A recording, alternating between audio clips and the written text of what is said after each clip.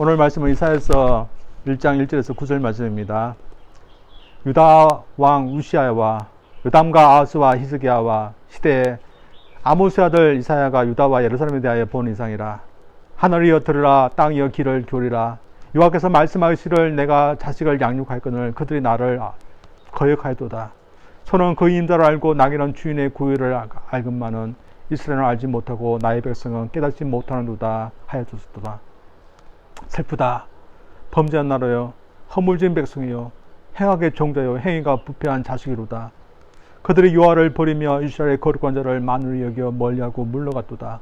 너희가 어찌하여 매를 더 맞으려고 더욱더 펴가느냐. 온 머리는 병들었고 온 마음은 피곤하였으며 발바닥에서 머리까지 상한 곳이 없이 상한 것과 터진 것과 새로 맞은 흔적뿐이오늘 그것을 짜매며 기름으로 유하게 함을 받지 못하도다. 너희 땅은 항모였고 너희 성읍들은 불에 탔고 너희 토지는 너희 목전에 이방인에게 삼키웠으며 이방인에게 파괴됨같이 항모였고 딸 시오는 포도매 망대같이 원두밭에 상징막같이 에어싸인 성읍같이 겨우 남았도다. 만군의 여호와께서 우리를 위하여 조금 남겨두지 않으셨다면 우리가 소금 같고 고무라 같았으리로다. 아멘. 오늘부터 이사야서를 보려 합니다. 이사야서는 워낙 방대한 책이기 때문에 또 나누어서 보러 갑니다. 우선은 10장까지 보러 갑니다. 여러분 아시듯이 이사야서는 이사야라는 건 선지자가 하나님의 말씀을 받아서 전한 말씀입니다. 이사야는 왕족 출신이라고 합니다. 그리고 왕족 출신이 아니라면 적어도 귀족 출신이라고 합니다. 그런 그가 선지자가 되었습니다. 그가 자신에서 하나님의 선지자가 되겠다고 해서 하나님의 말씀을 전한 것이 아니라 하나님의 말씀이 그에게 주어져서 그가 선지자 활동을 하게 되었습니다. 그가 활동을 하게 된 시기는 평안한 시기가 되지 못했습니다. 오늘 말씀 보면 4왕에 걸쳐서 그가 선지자 활동을 했답니다. 그 왕들이 우시야, 요담, 아하스, 히스기야 왕들이었습니다. 기원전 740년부터 680년간 한 60년간에 걸쳐서 선지자 활동을 했습니다. 거의 한평생을 선지자 활동을 했다고 보면 됩니다. 그가 부름을 받을 때 강대국이었던 아수르가 서쪽으로 정복 전쟁을 해왔습니다. 그 사이에 많은 나라들이 다 무너져 버렸습니다. 같은 민족이었던 북쪽 이스라엘 나라도 무너지게 됐습니다. 이제 얼마 안 했으면 남쪽 유다 왕국도 무너질 그런 기세였습니다. 그런데 이때 하나님께서 그를 보내서 말씀을 전하게 합니다. 하나님께서 이 이스라엘 통해서 무슨 말씀을 전했을까요? 아수르 두려운 존재지만 그러나 두려워하지 말라. 하나님께서 보호해주고 그들을 막아주실 거다. 그런 위로의 메시지, 도움 주겠다는 그런 메시지를 먼저 전하시는 것일까요? 하나님은 더 중요한 메시지가 있기 때문에 그런 메시지를 전했지만 이 더 중요한 메시지를 더 먼저 전하게 됩니다. 사실 이스라엘 사람들 쪽보다는 하나님께서 전하고자 했던 그런 메시지보다는 당장 하나님께서 도와주겠다, 또 하나님께서 위로주겠다, 막아주겠다 그런 메시지를 더 듣고 싶었을 것입니다. 우리가 알고 있듯이 그런 선지자로 활동했을 때 먼저 사람들에게 달콤한 메시지부터 전하지 않았습니다. 그들이 보기에는 참 듣기 힘들었던 그들의 죄를 먼저 지적하고 그들의 상황을 알려주는 그런 메시지부터 전했습니다. 힘든 시기에 왜 이런 메시지부터 먼저 전했을까요? 왜냐하면 그들이 처한 상황은 이 아수르가 지금 침범해오는 것보다 더 심각한 상황 가운데 있었기 때문에 그들이 지금 어떤 상황 가운데 있는지 그들은 알 필요가 있었습니다. 그래서 하나님께서 이런 상황 가운데 있었지만 알지 못하고 있는 이 이스라엘 백성들 알게 하기 위해서 이 선지자를 보낸 것입니다. 따라서 하나님은 그들에게 어떤 상황이 심각한 상황인지 알려주는데 오늘날 저희들도 하나님께서 보시기에 어떤 상황이 심각한 상황인지 저희들 보기를 원합니다.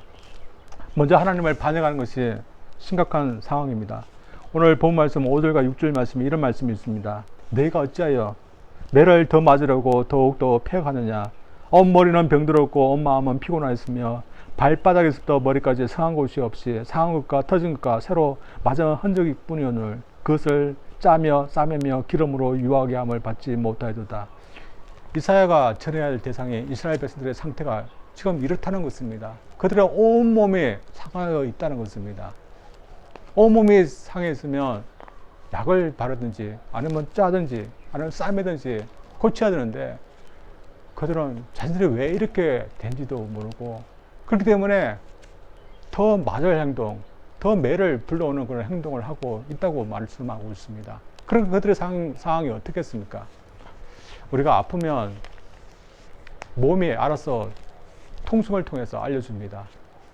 그래서 통증을 통해서 우리가 어디가 아픈지 알게 됩니다. 그러나 만약에 몸이 아픈데 몸이 병들고 있고 상황이 있는데 통증을 없다. 그래서 우리가 모른다. 통증이 없다 해서 그게 좋을까요? 통증이 있어서 어디가 아픈지 아는 것이 더 나은 것입니다. 이 이스라엘 사람들은 외적으로는 무엇이 돌아가고 있는지 알고 있었습니다.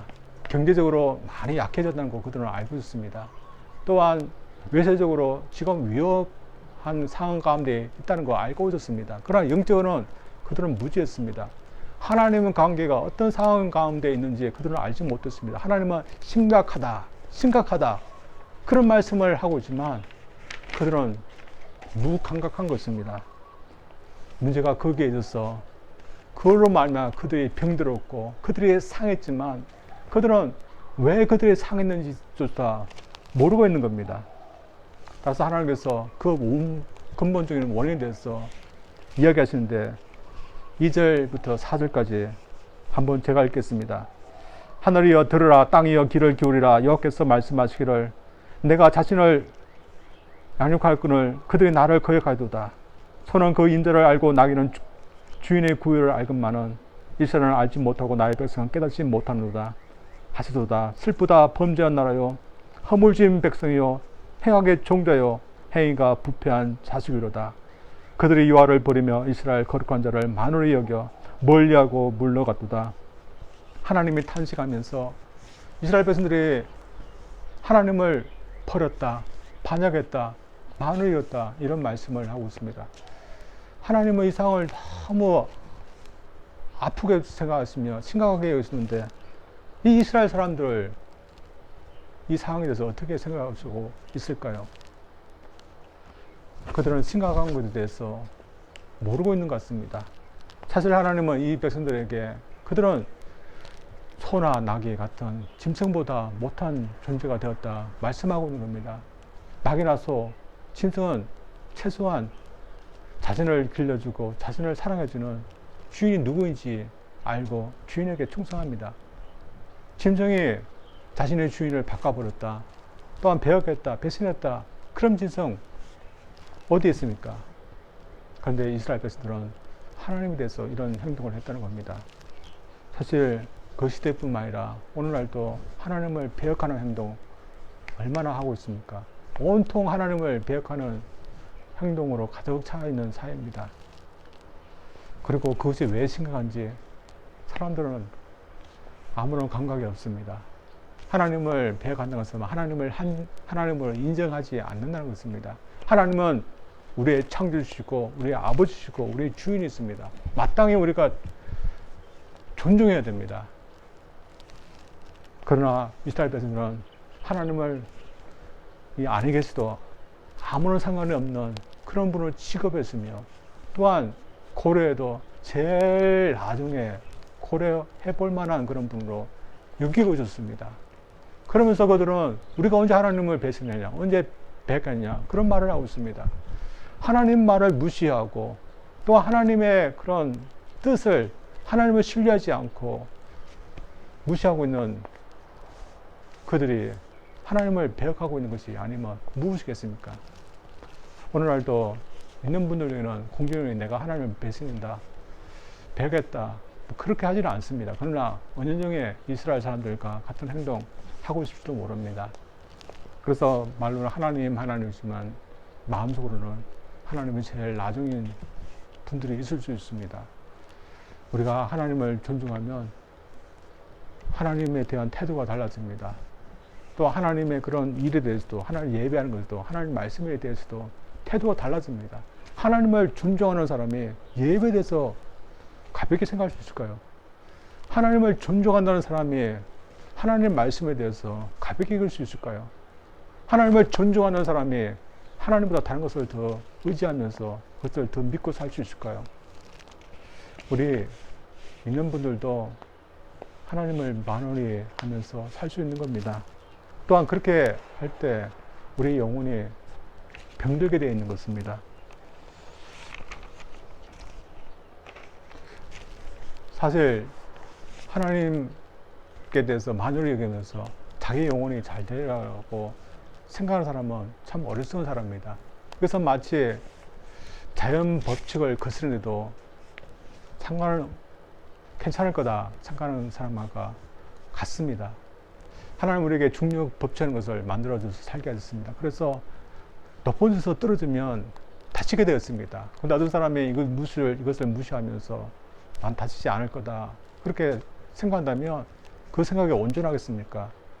누가 봐도 온전한 생각이 아닌 듯이 하나님을 인정하지 않고 만연히 여기면서 자신의 영혼이 괜찮을 거다 생각하는 사람은 참 어리석은 사람입니다. 따라서 하나님을 만연히 여기면서 사는 사람들 보십시오. 겉모습은 어떨지 몰라도 그들의 마음, 그들의 영혼은 다 상해져 있습니다. 다 병들어 있습니다.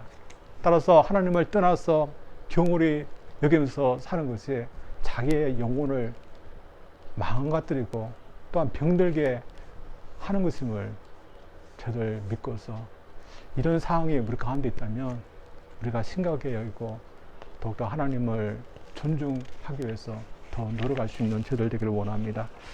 옛날에 한 아버지와 4살 난 아들이 맥도날드에 갔습니다. 거기서 이제 음식을 주문해서 먹게 되는데 아들은 세트 메뉴를 시켰습니다. 햄버거하고 간장칩하고 음료를 시켜 먹었고 아버지는 몸을 생각해서 샐러드를 시켜서 먹게 되었습니다. 근데 한참 먹는데 아버지가 보니까 아들 먹는 간장칩이 먹고 싶었습니다. 그래서 아들한테 하나만 먹어도 될까? 그렇게 물어봤더니 이 4살 난 아이가 내 생각에 안 된다고 이렇게 거절한 겁니다. 아버지가 이것에 상처를 받았습니다.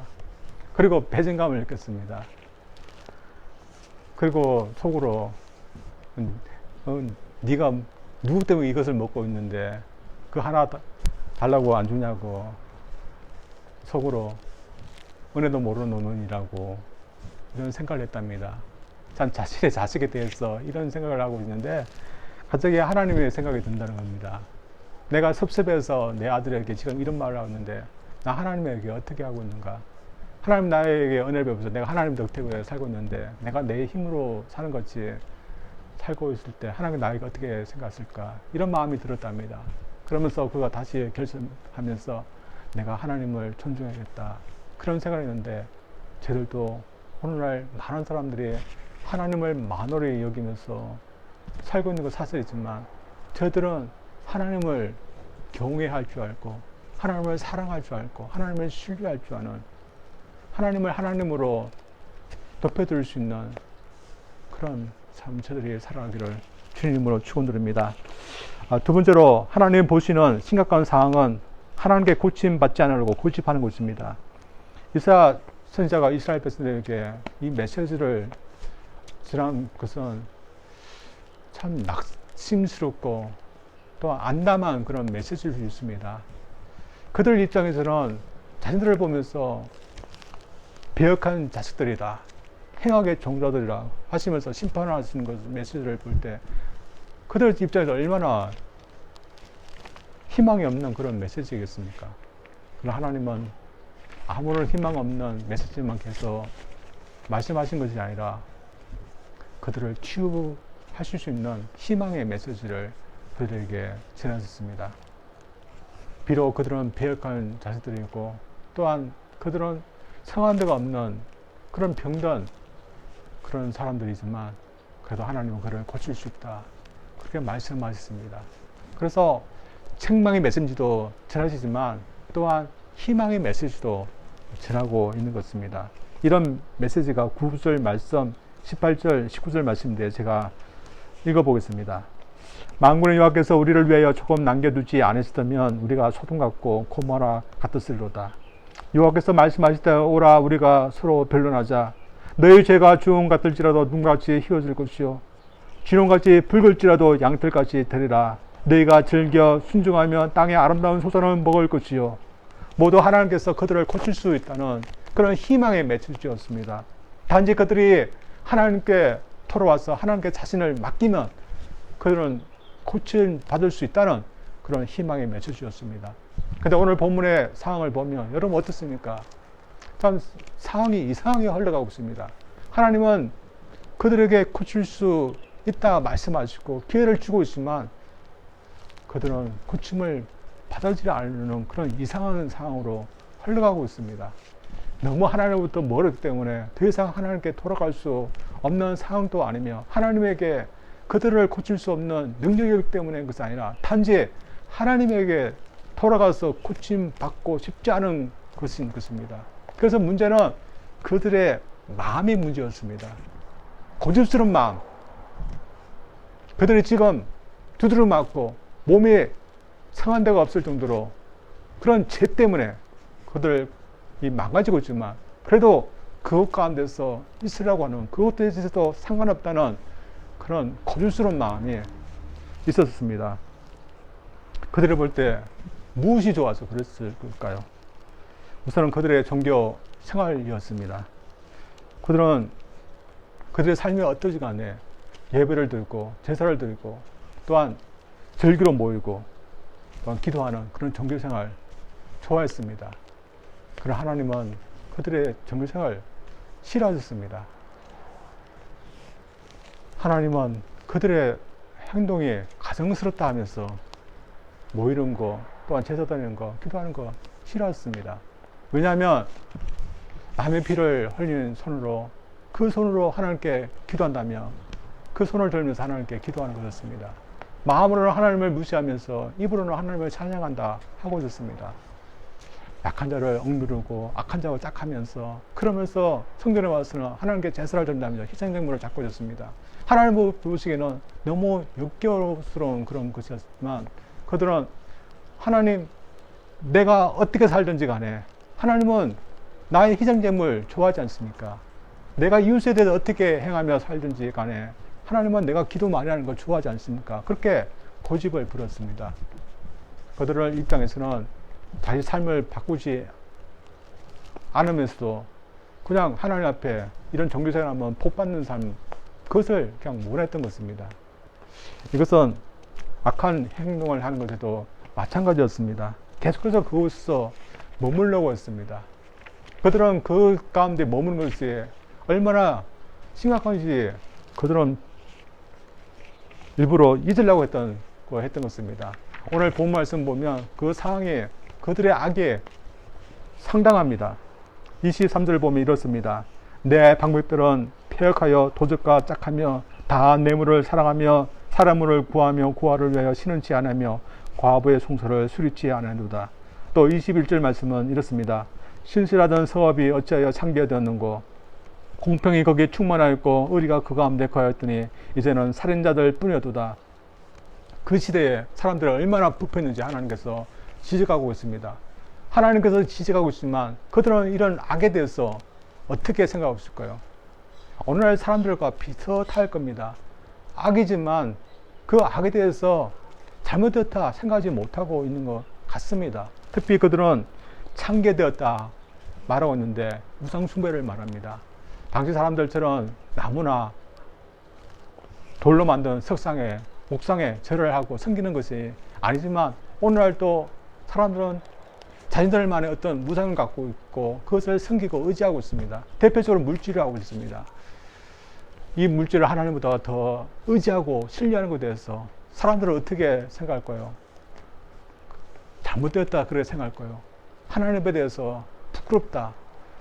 내가 언젠가는 이것을 그만둬야 되겠다. 그런 두려운 마음 갖고 있을까요? 그렇지 못할 겁니다. 모든 사람들이 물질을 쌓아두고 의지하고 있는데 내가 하나님보다 이것을 사랑하는 거 무슨 문제냐, 그렇게 말할 사람들을 많이 있습니다. 따라서 악에 대해서도 마찬가지입니다. 이들은 횡령하고 뇌물을 받고 도둑대와 손을 잡고 약한 자들을 대해서는 그들의 권리를 빼앗는 그런 악한 행동을 하고 있습니다. 저는 생각에 우리가 그리스도인들이 이렇게 할 수 있는가, 저는 생각합니다. 제 교식은 어떻습니까? 저들이 횡령하고 뇌물을 받고 또 악한 자와 손을 잡고, 특별히 도둑대와 손을 잡고 또 약한 자라고 함부로 대하며 그런 악을 저들이 생각이라 할 수 있습니까? 저들은 그렇지 못할 겁니다. 그러나 그리스도인이라 해서 그렇지 않은 분들 없을까요? 그리스도이지만 악을 행하면서도 아무런 감각이 없는 그런 그리스도인도 분명히 있을 것입니다. 제가 한국의 기사를 봤는데 참 부끄러운 그런 기사를 봤습니다.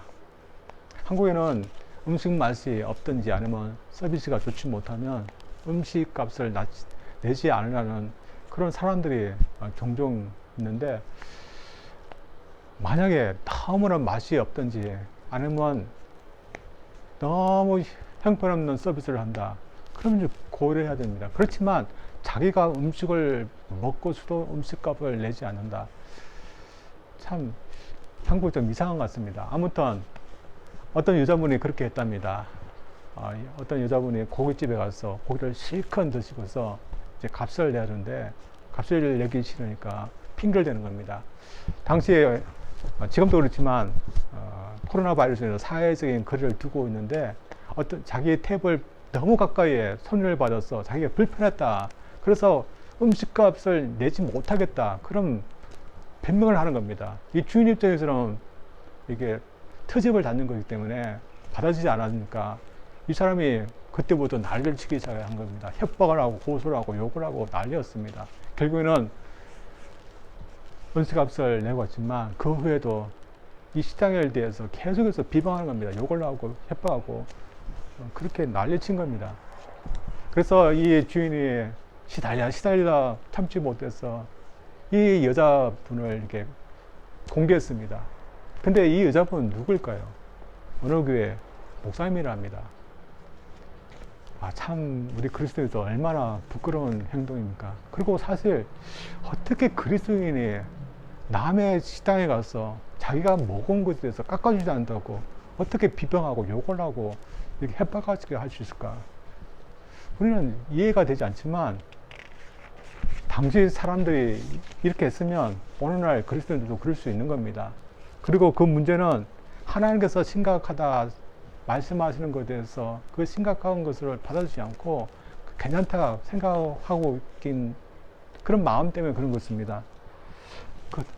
오늘 그렇지만 당시도 고침을 받을 수 있었습니다.